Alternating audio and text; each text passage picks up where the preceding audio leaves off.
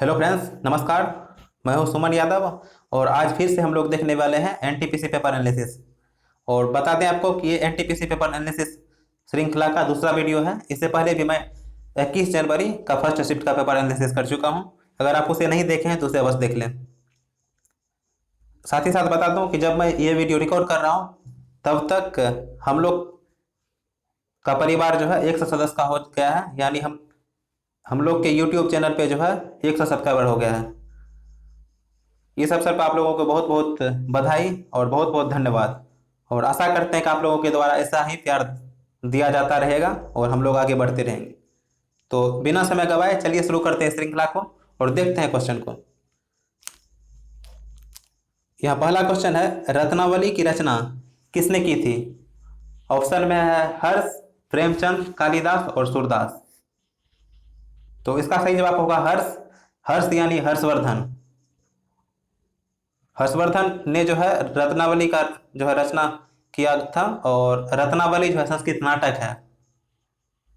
साथ ही साथ आपको बता दें कि हर्षवर्धन वर्धन वंश के प्रतापी शासक थे, जिसका कि शासनकाल 606 से 647 ईस्वी था।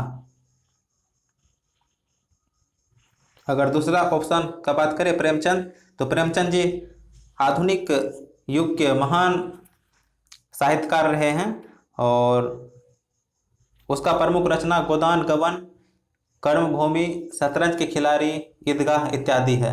और प्रेमचंद जी का मूल नाम का अगर बात करें तो धनपत राय उसका मूल नाम था, और प्रेमचंद के नाम से उन्होंने इन सारे रचना के दौरान जो है प्रेमचंद नाम का इस्तेमाल किए थे। और उन्होंने जो है नवाब राय के नाम से जो है इस तरह का जो है रचना लिखना शुरू किया था, लेकिन बाद में उन्होंने नाम चेंज करके प्रेमचंद कर लिया था। ओके, चलिए आगे बढ़ते हैं और देखते हैं अगला क्वेश्चन को। आगे बढ़ने से पहले यहाँ अन्य ऑप्शन का भी एक बार चर्चा कर लेते हैं। अगर कालिदास का बात करें तो कालिदास जी जो है प्राचीन काल के बहुत ही महान कवि थे, जिसको कि भारत का शेक्सपियर के नाम से जाना जाता है। और उन्होंने अभिज्ञान शाकुंतलम, उर्वशीयम, मालविकाग्नि मित्रम जैसे रचना रचे थे, जो कि बहुत ही प्रचलित है। और कालिदास जी जो है चंद्रगुप्त विक्रमादित्य यानी चंद्रगुप्त द्वितीय के दरबार के नवरत्नों में से एक थे। ओके, अगर अगला ऑप्शन का बात करें सूरदास, तो सूरदास जी जो है सगुन धारा के कवि हैं, और वो जो है कृष्ण के भक्ति में बहुत सारे कविता का जो है रचना किए थे। और सूरदास जी जो है दृष्टिहीन कवि थे। चलिए आगे बढ़ते हैं और अगला क्वेश्चन को देखते हैं हम लोग। 2 नंबर क्वेश्चन है। यहाँ आप लोग देख रहे हैं कि हम क्वेश्चन डिस्कशन के साथ साथ एडिशनल फैक्ट ऐड कर रहे हैं। इससे आपको फायदा ये होगा कि अगर दूसरे तरीके से या दूसरा क्वेश्चन भी पूछता है तो आप उसे जो है जवाब दे पाने में सक्षम हो पाएंगे। अगर आप इस फैक्ट को पहले से जानते हैं तो आपका जो है रिवीजन हो जाएगा। ओके, यानी कुल मिला के कह सकते हैं कि आप लोगों के लिए लाभदायक ही है, इसलिए मैं एडिशनल फैक्ट ऐड कर रहा हूँ। चलिए आगे बढ़ते हैं और अगला क्वेश्चन को देखते हैं। 2 नंबर क्वेश्चन है, बिग बैंग थ्योरी किससे संबंधित है? पशु प्रजातियों की उत्पत्ति से, मानव जाति की उत्पत्ति से, जीवन की उत्पत्ति से, या फिर ब्रह्मांड की उत्पत्ति से? तो बिग बैंग थ्योरी बहुत ही प्रचलित है। ये जो है ब्रह्मांड की उत्पत्ति से संबंधित सिद्धांत है। अगर इस सिद्धांत के प्रतिपादक का बात करें तो बेल्जियम के पादरी एब जॉर्ज लेमेतेयर, जिसको कि एब जॉर्ज लेमेत्रे भी कहते हैं, उन्होंने इस सिद्धांत को प्रतिपादित किए थे। इसके अनुसार जो है बिग बैंग का जो है घटना आज से तकरीबन 13.7 अरब वर्ष पहले हुआ था, और इसी बिग बैंग के उपरांत जो है समस्त ब्रह्मांड का उत्पत्ति हुआ था। चलिए आगे बढ़ते हैं और अगला क्वेश्चन को देखते हैं। 3 नंबर क्वेश्चन है, मानवाधिकारों की सार्वभौम घोषणा दैट मीन्स यूडीएचआर एक ऐतिहासिक दस्तावेज है। इसे संयुक्त राष्ट्र द्वारा कब अंगीकृत किया गया था? तो ऑप्शन है 1 दिसंबर 1948, 31 दिसंबर 1945, 10 दिसंबर 1948, 1 जनवरी 1948। अगर आप लोगों को पता होगा कि विश्व मानवाधिकार दिवस कब मनाया जाता है तो आप लोग इसका जो है जवाब दे पाने में सफल हो पाते हैं। आप लोगों को पता होना चाहिए कि विश्व मानवाधिकार दिवस जो है 10 दिसंबर को मनाया जाता है, और मानवाधिकार का सार्वभौम घोषणा 10 दिसंबर 1948 को किया गया था, और इसी के उपलक्ष्य में हम लोग जो है विश्व मानवाधिकार दिवस 10 दिसंबर को मनाते हैं। ओके, चलिए अगला क्वेश्चन को देखते हैं। 5 नंबर क्वेश्चन है, इंदिरा गांधी परमाणु अनुसंधान केंद्र कहाँ स्थित है? ऑप्शन है मुंबई, इंदौर, कलपक्कम या फिर कोलकाता। तो इसका सही जवाब 3 नंबर होगा, कलपक्कम। कलपक्कम के बारे में अगर हम बात करें तो कलपक्कम जो है तमिलनाडु राज्य में अवस्थित है और तमिलनाडु की राजधानी चेन्नई से लगभग 80 किलोमीटर दक्षिण में स्थित है। चलिए आगे बढ़ते हैं और अगला क्वेश्चन को देख लेते हैं। यह कंप्यूटर से संबंधित एक शब्दावली दिख रहा है। डिबगिंग निम्नलिखित में से किसके लिए प्रयुक्त होने वाला एक अन्य शब्द है? तो इसका सही जवाब होगा त्रुटियां दूर करने, यानी रिमूविंग एरर्स। अगर डिबगिंग के बारे में बात करें तो कंप्यूटर प्रोग्राम, सॉफ्टवेयर या सिस्टम के अंदर बग्स या एरर को ढूंढने और उसके निस्तारण की प्रक्रिया को डिबगिंग कहते हैं। और अगर अनशिफ्ट का बात करें तो इससे पहले मैं 21 जनवरी यानी 21 जनवरी का जो है फर्स्ट शिफ्ट का जो है सॉल्यूशन अपलोड किया था इस चैनल पे। तो उसमें भी कंप्यूटर से संबंधित 2 क्वेश्चन पूछे गए थे और हर शिफ्ट में देखा जा रहा है कि 1-2 क्वेश्चन पूछे जा रहे हैं। तो आप लोग कंप्यूटर को अच्छा से पढ़ लीजिएगा अगर आप NTPC CBT 2 या फिर RRB ग्रुप डी का प्रिपरेशन कर रहे हैं तो। और ये श्रृंखला मैं इसलिए लेकर आ रहा हूँ क्योंकि रेलवे में बहुत सारे शिफ्ट में एग्जामिनेशन होता है और बहुत सारे शिफ्ट में जो है प्रश्न कुछ एक प्रश्न जो है रिपीट होते हैं। तो इसलिए अगर आप लोग इसे देखते हैं तो उस रिपीट प्रश्न को जो है सॉल्व कर पाने में सक्षम हो पाएंगे। अदरवाइज आप लोगों के लिए कुल मिलाकर लाभदायक है, आप उसके जो है समझ पाएंगे कि किस प्रकार के प्रश्न पूछे जाते हैं। चलिए आगे बढ़ते हैं। 9 नंबर क्वेश्चन है, निम्नलिखित में से किसे गोल्डन फाइबर के रूप में जाना जाता है? ऑप्शन है जूट, कपास या फिर मक्का या फिर बाजरा। तो जूट को जो है गोल्डन फाइबर यानी सुनहरा रेशा के नाम से जाना जाता है। अगर जूट के बारे में बात करें तो जूट का जो है सबसे ज़्यादा उत्पादन जो है पश्चिम बंगाल में किया जाता है और उसके बाद दूसरा नंबर पे जो है सबसे बड़ा उत्पादक राज्य बिहार है और बिहार के पूर्णिया, कटिहार वाले रीजन में जो है इसका उत्पादन बृहद पैमाने पे किया जाता है और भारत में जो है बिहार का दूसरा रैंक है जूट उत्पादन में। चलिए आगे बढ़ते हैं और अगला क्वेश्चन देखते हैं हम लोग। 13 नंबर क्वेश्चन है, भारतीय मानक समय ग्रीनविच माध्य समय से कितना आगे है? भारतीय मानक समय यानी IST Indian standard time line, ये जो है ग्रीनविच से 5.5 घंटा यानी 5 घंटा 30 मिनट आगे है। अगर ग्रीनविच माध्य समय का बात करें तो ग्रीनविच जो है इंग्लैंड में अवस्थित एक शहर है और वहीं से जो है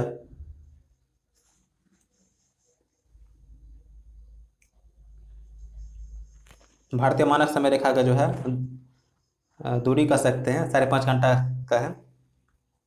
अगर भारतीय मानक समय रेखा का बात करें तो ये जो है भारत के 5 राज्यों से होकर गुजरती है और ये राज्य हैं उत्तर प्रदेश, मध्य प्रदेश, छत्तीसगढ़, उड़ीसा और आंध्र प्रदेश। फिर से रिपीट करता हूँ, उत्तर प्रदेश, मध्य प्रदेश, छत्तीसगढ़, उड़ीसा और आंध्र प्रदेश, ये 5 राज्य से होकर जो है IST गुजरता है यानी भारतीय मानक समय। और ये रेखा जो है 82.5 डिग्री पूर्वी देशांतर को जो है भारतीय मानक समय रेखा बोला जाता है और ये इलाहाबाद के निकट नैनी से होकर गुजरती है। चलिए आगे बढ़ते हैं, अगला क्वेश्चन को हम लोग देखते हैं। 15 नंबर क्वेश्चन है, प्रधानमंत्री किसान सम्मान निधि की घोषणा भारत के केंद्रीय बजट के दौरान की गई थी, यानी किस केंद्रीय बजट के दौरान की गई थी? आप लोगों को बता दूं कि इस योजना का जो है घोषणा फरवरी 2019 में किया गया था, यानी 2019-20 बजट के दौरान जो है इसका घोषणा किया गया था। और इसके अंतर्गत जो है किसानों को जो है 3 किस्तों में साल में 6,000 रुपये का अदायगी किया जाता है इस सम्मान निधि योजना के तहत, यानी कि एक किस्त में 2,000 रुपया का अदायगी किया जाता है। चलिए अगला क्वेश्चन को देख लेते हैं हम लोग। 16 नंबर क्वेश्चन है, उस प्रथम शासक का नाम बताइए जिसने अपनी प्रजा और अधिकारियों के लिए शिलाखंडों की सतहों पर अपने संदेश अंकित कराए थे। तो इसका सही जवाब है अशोक। अशोक जी ने जो है कुल 14 शिलालेख लिखवाए थे और उनमें से 13वां जो है बहुत ही महत्वपूर्ण है। 13वां में जो है कलिंग युद्ध के विभीषिका के बारे में वर्णन किया गया है और ये सवाल जो है रेलवे जैसे एग्जामिनेशनों में कई बार पूछे जा चुके हैं, तो आप लोग इसे अवश्य याद रखिएगा कि किस शिलालेख में कलिंग युद्ध के विभीषिका का वर्णन किया गया है। तो इसका सही जवाब होगा 13वां शिलालेख। चलिए अगला क्वेश्चन को देख लेते हैं हम लोग। यहाँ 17 नंबर क्वेश्चन है, मनुष्य में कार्बोहाइड्रेट, प्रोटीन और वसा का पूर्ण पाचन कहाँ होता है? मलाशय में, या छोटी आंत में, या फिर बड़ी आंत में, या फिर अमाशय में? तो अगर पूर्ण पाचन का बात करें कार्बोहाइड्रेट, प्रोटीन और वसा का, तो इसका जो है पूर्ण पाचन छोटी आंत में होता है। और आप लोगों को एक इंटरेस्टिंग फैक्ट जाननी है कि छोटी आंत का लंबाई जो है बड़ी आंत से ज़्यादा होता है। अगर छोटी आंत का लंबाई का बात करें तो इसका लंबाई तकरीबन 6 से 7 मीटर यानी 20 से 23 फीट के करीब होता है, जबकि बड़ी आंत का लंबाई मात्र 1.5 मीटर यानी 5 फीट होता है। लेकिन बड़ी आंत का जो है आयतन ज़्यादा होता है, इस वजह से इसका नाम बड़ी आंत पड़ा है। ओके, चलिए अगला क्वेश्चन हम लोग देखते हैं। 21 नंबर क्वेश्चन है, कार्ला नामक संरक्षित बौद्ध गुफाएं भारत के किस राज्य में स्थित है?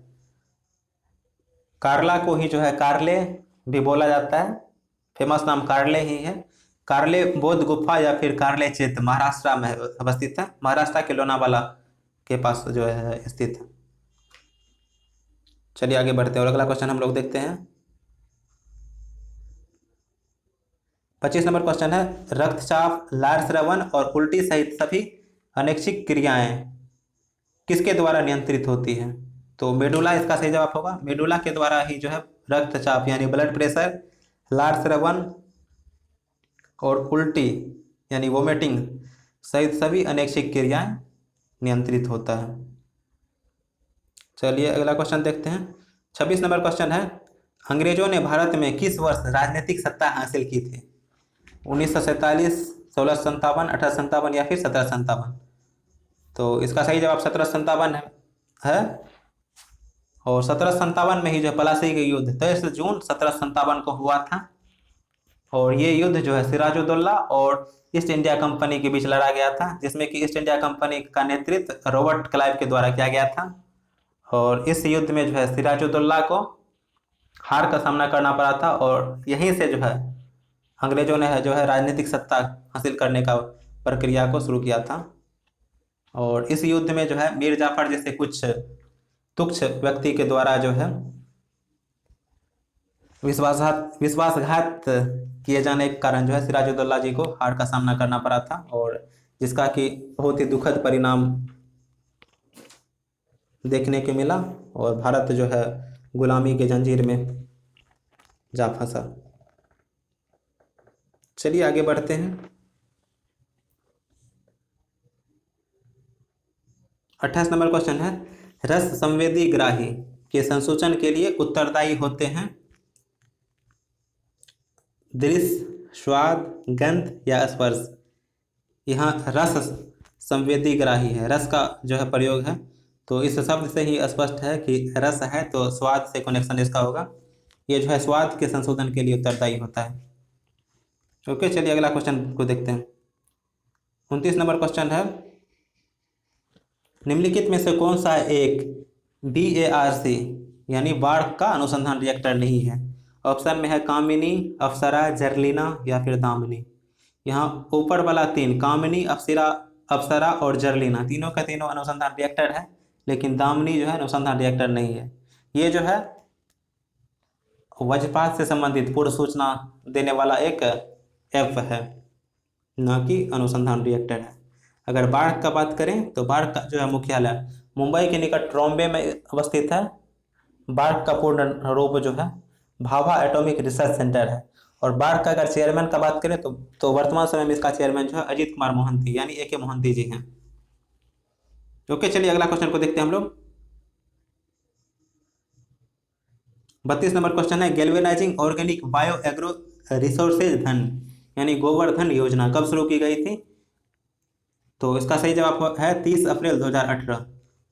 ये एग्जामिनेशन 2021 में हुआ है और 30 अप्रैल 2018 का जो है करंट अफेयर्स पूछा गया है। चूँकि योजना है तो योजना संबंधित प्रश्न पहले वाला भी पूछा जाता है।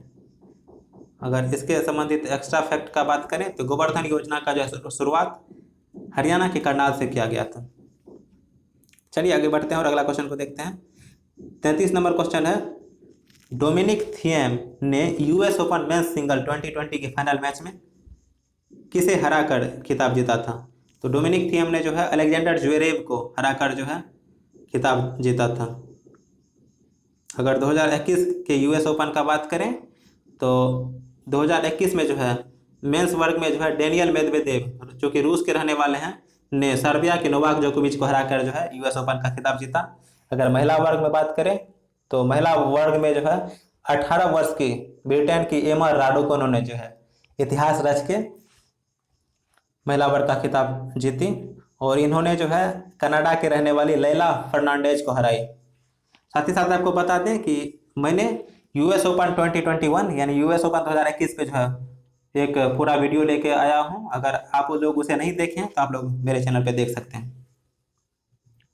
ओके, चलिए आगे बढ़ते और अगला क्वेश्चन को देखते हैं हम लोग। 34 नंबर क्वेश्चन है, उम्र बढ़ने के साथ साथ आंख की समंजन क्षमता सामान्यतः कम हो जाती है, इस स्थिति को क्या कहा जाता है? तो आंख की समंजन क्षमता कम होना जो है ये जरा दूरदृष्टि दोष कहलाता है और इसके निवारण में जो है बाइफोकल लेंस का प्रयोग किया जाता है। अगर अन्य ऑप्शन का बात करें तो वर्णांधता जो है जिसको कि कलर ब्लाइंडनेस कहा जाता है, ये एक जेनेटिक बीमारी है और इसमें जो है वर्णांधता से ग्रसित व्यक्ति जो है लाल और हरा रंग में जो है विभेद कर पाने में सक्षम नहीं हो पाते हैं। अगर अन्य ऑप्शन का बात करें दूरदृष्टि दोष, तो दूरदृष्टि दोष में जो है दूर का वस्तु तो दिख पाता है लेकिन नज़दीक का वस्तु नहीं दिख पाता है और इसके निवारण में जो है उत्तल लेंस का प्रयोग किया जाता है। अगर निकट दृष्टि दोष का बात करें तो निकट दृष्टि दोष जो है इसमें निकट का वस्तु दिखाई देता है लेकिन दूर का वस्तु दिखाई नहीं देता है और इसके निवारण में अवतल लेंस का प्रयोग किया जाता है। चलिए अगला क्वेश्चन को हम लोग देखते हैं।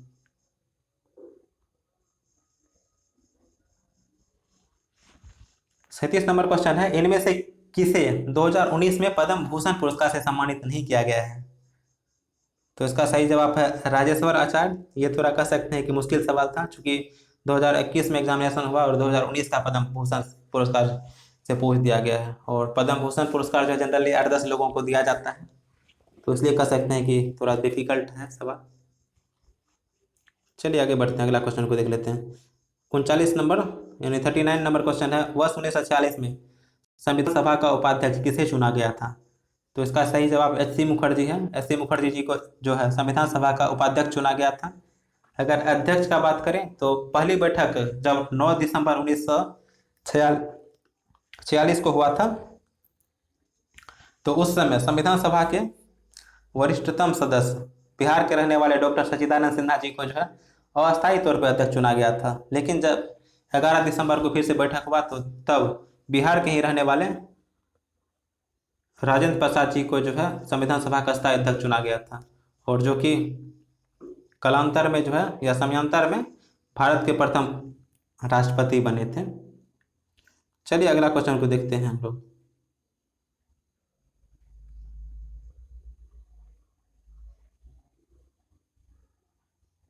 तो 43 नंबर क्वेश्चन है, मुस्लिम लीग की मांग की जांच करने और स्वतंत्र भारत के लिए उपयुक्त राजनीतिक ढांचे का सुझाव देने हेतु ब्रिटिश कैबिनेट मिशन भारत कब आया था? मई 1946, अगस्त 1946, जनवरी 1946 या फिर मार्च 1946? तो कैबिनेट मिशन जो है 23 मार्च नहीं बल्कि मार्च 1946 में आए थे। अगर कैबिनेट मिशन के सदस्य का बात करें तो इसके अध्यक्ष जो थे स्टेफोर्ड क्रिप्स जी थे। उसके बाद अन्य सदस्य में लॉर्ड पैट्रिक लॉरेंस थे जो कि उस समय भारत के तत्कालीन सचिव थे यानी भारत सचिव के पद पे वो थे। उसके अलावा सर एवी अलेक्जेंडर यानी कैबिनेट मिशन में कुल 3 सदस्य थे, Lord Patrick Lawrence, Stafford Cripps और एवी अलेक्जेंडर। अगर कैबिनेट मिशन से पूर्व का मिशन का बात करें तो 1942 में 23 मार्च 1942 को जो है क्रिप्स मिशन भारत आया था। जिसे कि महात्मा गांधी के द्वारा पोस्ट डेटेड चेक का संज्ञा दिया गया था। ओके, चलिए बढ़ते हैं आगे और अगला क्वेश्चन को हम लोग देखते हैं।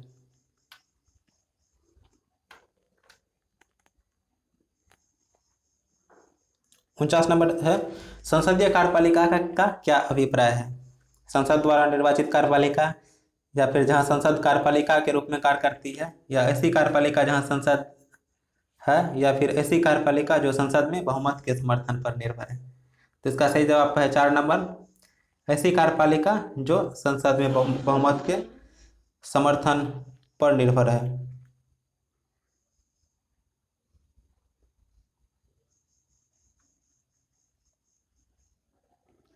चलिए 50 नंबर क्वेश्चन को देख लेते हैं। COBOL यानी कोबोल भाषा किस उद्देश्य के लिए प्रयुक्त होता है? तो कोबोल जो है व्यापारिक उद्देश्य से प्रयोग किया जाने वाला उच्च स्तरीय भाषा है। अगर इसका पूर्ण रूप का बात करें तो COBOL means common business oriented language है। अगर अन्य प्रोग्रामिंग भाषा का बात करें तो C++, जावा, पाइथन, SQL, प्रोलॉग, फोर्ट्रेन, ये सारे जो है प्रोग्रामिंग भाषा है। इस प्रकार से हम लोग 50 नंबर क्वेश्चन तक पहुंच गए हैं और आगे और 50 नंबर क्वेश्चन तक जाना है। और अधिकतर जो है जीके जीएस का क्वेश्चन हम लोग देख चुके हैं, आगे कुछ कम ही क्वेश्चन होगा। साथ ही साथ आप लोगों को बता दूं कि इसके बाद हम लोग जो है 23 जुलाई 2021 के जो है सेकेंड शिफ्ट का पेपर एनालिसिस देखेंगे और उसके वीडियो को भी हम लोग अपलोड करेंगे। आप लोग उसे भी अवश्य देख लीजिएगा और इस श्रृंखला से संबंधित जो है ज़्यादा से ज़्यादा वीडियो अपलोड करने का कोशिश करेंगे, जिससे कि आप लोग जो है ज़्यादा से ज़्यादा लाभ उठा पाएँ। चलिए आगे बढ़ते हैं और अगला क्वेश्चन को देखते हैं। 54 नंबर क्वेश्चन है, 2019 की मानव विकास रिपोर्ट की विषय वस्तु यानी थीम क्या है? तो इसका थीम है असमानता पर ध्यान केंद्रित करना। अगर मानव विकास रिपोर्ट का बात करें तो इसका जो है प्रकाशन UNDP यानी यूनाइटेड नेशन डेवलपमेंट प्रोग्राम के द्वारा प्रकाशन किया जाता है इस रिपोर्ट का। और दिसंबर 2020 में जो है मानव विकास रिपोर्ट 2020 का प्रकाशन किया गया था और मानव विकास रिपोर्ट 2020 का थीम मानव विकास और मानव विज्ञान यानी ह्यूमन डेवलपमेंट एंड एंथ्रोपोसेनी है। अगर बात करें पहला रिपोर्ट का यानी पहला मानव विकास रिपोर्ट का, तो पहली बार जो है 1990 में अमर्त्य सेन और पाकिस्तानी अर्थशास्त्री महबूब उल हक के द्वारा इसे प्रकाशित किया गया था। और अमर्त्य सेन जो है भारत के महान अर्थशास्त्री रह चुके हैं, जिसको कि 1998 में अर्थशास्त्र का जो है नोबेल पुरस्कार से सम्मानित किया गया था। और इसके एक वर्ष बाद यानी 1999 में भारत सरकार के द्वारा भारत का सर्वोच्च सम्मान भारत रत्न से सम्मानित किया गया था। चलिए अगला क्वेश्चन को देख लेते हैं।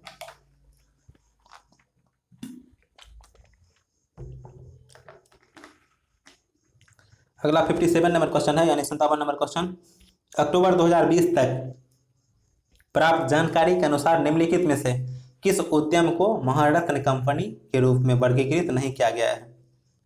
तो महारत्न कंपनी का बात करें तो अभी वर्तमान में जो है कुल 10 महारत्न कंपनी है। इसमें से जो है इन 4 ऑप्शनों में से ONGC, भेल और IOCL ये तीनों का तीनों तो महारत्न कंपनी है, लेकिन NHPC जो है महारत्न कंपनी नहीं है। तो एक बार हम लोग नज़र डाल लेते हैं महारत्न कंपनी पे। तो अगर बात करें तो 2019 में HPCL और power grid corporation of India limited से वो जो है इस लिस्ट में जोड़ने से पूर्व जो है कुल 8 महारत्न कंपनी था, लेकिन 2019 में इन दोनों को जोड़ दिया गया था। तो मौजूदा समय में कुल 10 महारत्न कंपनी है और 10 महारत्न कंपनी इस प्रकार से है। पहला भारत हेवी इलेक्ट्रिकल्स लिमिटेड जिसे कि भेल कहा जाता है, दूसरा भारत पेट्रोलियम कॉरपोरेशन लिमिटेड यानी BPCL, तीसरा कोल इंडिया लिमिटेड CIL, चौथा gas authority of India limited GAIL, पांचवा Hindustan petroleum corporation limited HPCL, छठा हो गया Indian oil corporation limited IOCL, 7वां national thermal power corporation limited यानी एनटीपीसी। 8वां oil and natural gas corporation limited यानी ओएनजीसी। 9वां steel authority of India limited SAIL. 10वां power grid corporation of India limited PGCIL. एक बार फिर से संक्षिप्त रूप को देख लेते हैं। भेल, BPCL, CIL, GAIL, HPCL, IOCL, NTPC, ONGC, SAIL और पीजीसीआईएल। ओके। अगर महारत्न कंपनी के अलावा बात करें तो कुल 14 नवरत्न कंपनी और 74 मिनी रत्न कंपनी है। चलिए अगला क्वेश्चन देख लेते हैं। 58 नंबर क्वेश्चन है, निम्नलिखित में से कौन सी मेमोरी की सबसे बड़ी इकाई है? तो ऑप्शन है पेटाबाइट, मेगाबाइट, गीगाबाइट, टेराबाइट। तो पेटा जो है 10 पे पावर 15 को जो है पेटा बोला जाता है, ये जो है सबसे बड़ा है। अगर मेगा का बात करें तो 10 पावर 6 को मेगा बोला जाता है। गीगा 10 पावर 9, टेरा जो है 10 पावर 12 होता है, जबकि पेटा 10 पावर 15 होता है। इस प्रकार से पेटाबाइट जो है सबसे बड़ी इकाई है। पेटा से ऊपर जो है एटा होता है 10 पावर 18 यानी। चलिए अगला क्वेश्चन को देखते हैं हम लोग।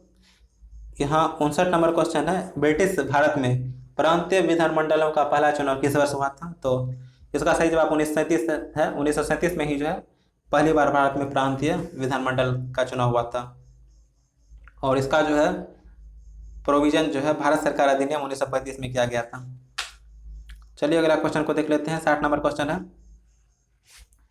सोनार तकनीक का उपयोग किसके मापन के लिए किया जाता है? तो सोनार का तकनीक का जो है नौ संचालकों के द्वारा समुद्र की गहराई मापने के लिए किया जाता है। अगर सोनार का पूर्ण रूप का बात करें यानी फुल फॉर्म का, तो सोनार मीन्स होता है साउंड नेविगेशन एंड रेंजिंग। इसी प्रकार का एक अन्य तकनीक होता है रडार। रडार यानी रेडियो डिटेक्शन एंड रेंजिंग। और रडार का प्रयोग जो है वायुयान, जलयान, मोटर गाड़ियों आदि की दूरी, ऊंचाई, दिशा, चाल आदि का दूर से ही पता लगाने के लिए किया जाता है। चलिए अगला क्वेश्चन देखते हैं। यहाँ 61 नंबर क्वेश्चन है, सन 2019 में इनमें से किस राज्य में 5 उप मुख्यमंत्री नियुक्त किए गए हैं? कर्नाटक, तमिलनाडु, तेलंगाना, आंध्र प्रदेश। तो इसका सही जवाब आंध्र प्रदेश है। आंध्र प्रदेश में ही जो है एक साथ 5 उप मुख्यमंत्री ने जो है 2019 में बने थे। और अगर मौजूदा समय में आंध्र प्रदेश के मुख्यमंत्री का बात करें तो जगन मोहन रेड्डी वहाँ के मुख्यमंत्री हैं। साथ ही साथ आप लोगों को बता दें कि आंध्र प्रदेश में जो है 3 राजधानी का संकल्पना का प्रतिपादन किया गया है, यानी कि आंध्र प्रदेश में जो है 3 राजधानी वाला देश का पहला राज्य होगा। और अगर तीनों राजधानी का बात करें तो विशाखापट्टनम को कार्यकारी राजधानी, अमरावती को विधायी राजधानी और कुर्नूल को जो है न्यायिक राजधानी बनाया जाएगा। चलिए आगे बढ़ते और अगला क्वेश्चन को देखते हैं। 63 नंबर क्वेश्चन है, गैस्ट्रिक ग्रंथियां पाचन के दौरान किस एंजाइम का उत्पादन करती है जो प्रोटीन को पचाता है? तो प्रोटीन के पाचन में जो है पेप्सिन एंजाइम का प्रयोग होता है। चलिए अगला क्वेश्चन को देखते हैं। यहाँ एक कथन के बारे में पूछा गया है,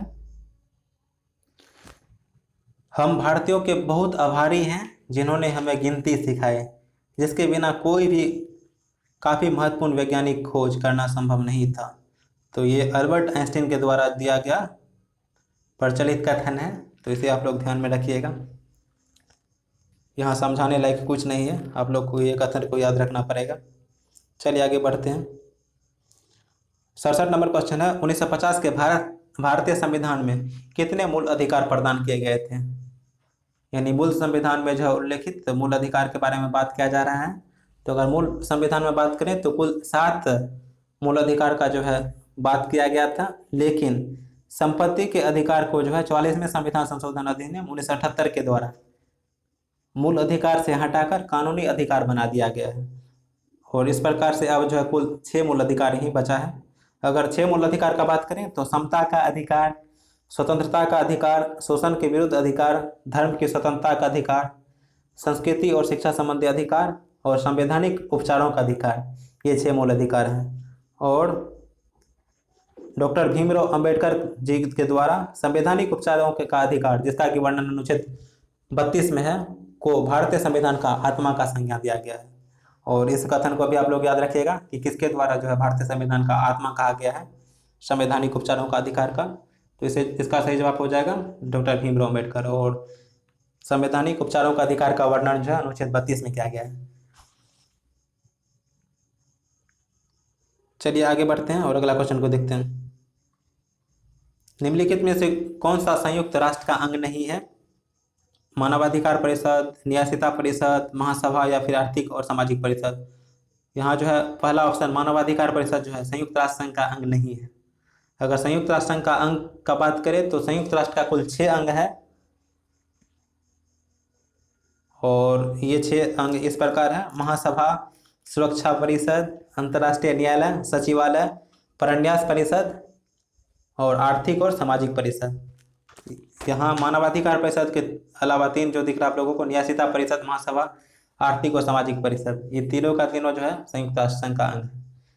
और न्यायशीलता परिषद का बात करें तो इसी को परन्यास परिषद भी कहा जाता है। ओके, इस प्रकार से सही जवाब हो गया मानवाधिकार परिषद। मानवाधिकार परिषद जो है संयुक्त राष्ट्र का अंग नहीं है। चलिए आगे बढ़ते और अगला क्वेश्चन को हम लोग देखते हैं।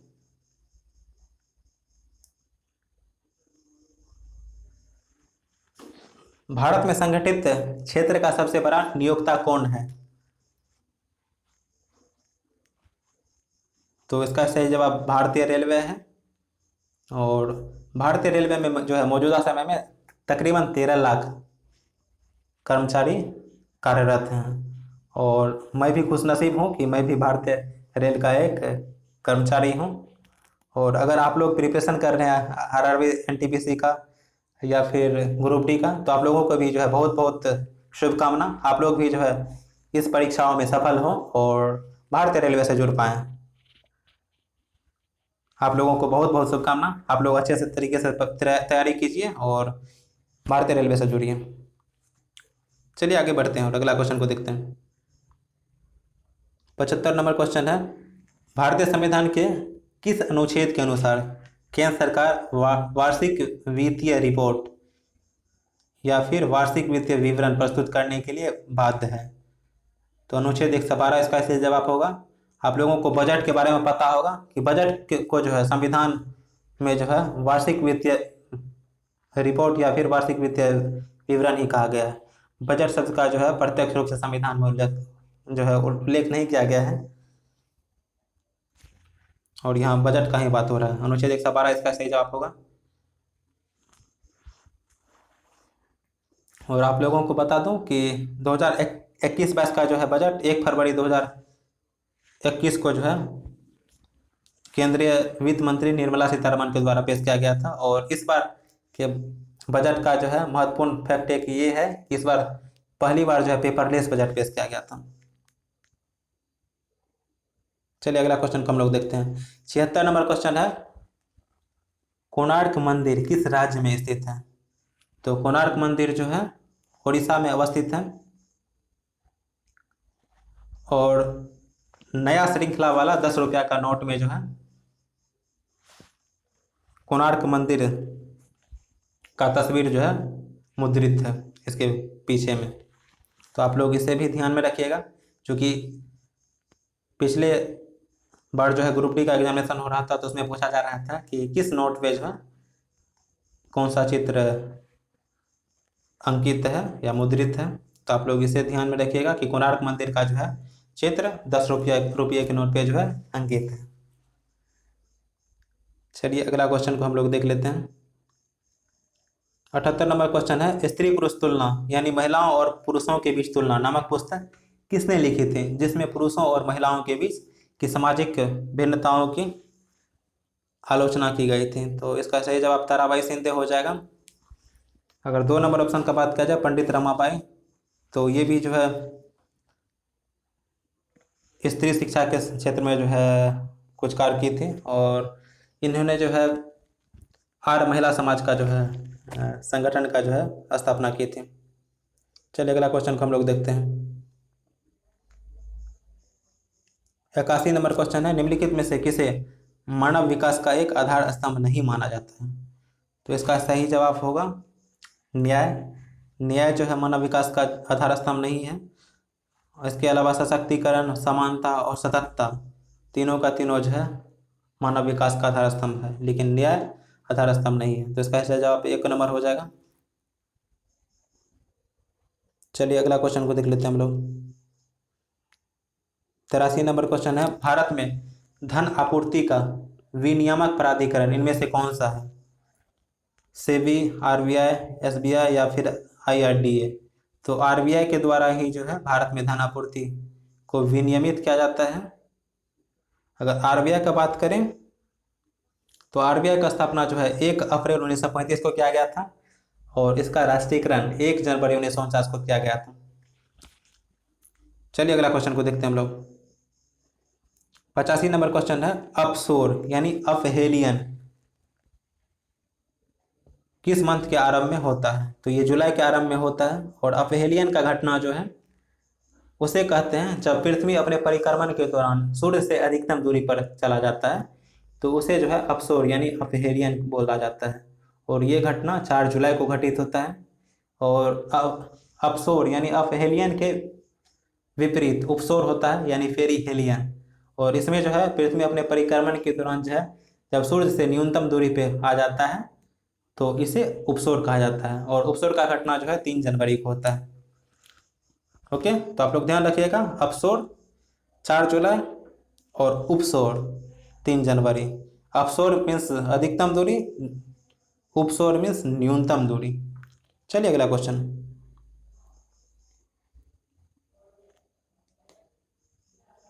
इस प्रकार से जो है जीके जीएस का क्वेश्चन जो है लग रहा है समाप्त हो गया। ओके, जीके जीएस का क्वेश्चन जो है इस प्रकार से समाप्त हो रहा है। आप लोगों को फिर से याद दिला दूं कि अगला एपिसोड में जो हम लोग 23 जुलाई 2021 का सेकेंड शिफ्ट का पेपर एनालिसिस करेंगे। ओके, तो आप लोगों को वीडियो अंतिम तक देखने के लिए बहुत बहुत धन्यवाद। इसी प्रकार से पढ़ते रहिए, मुस्कुराते रहिए। नमस्कार, फिर मिलते हैं अगले वीडियो में। जय हिंद।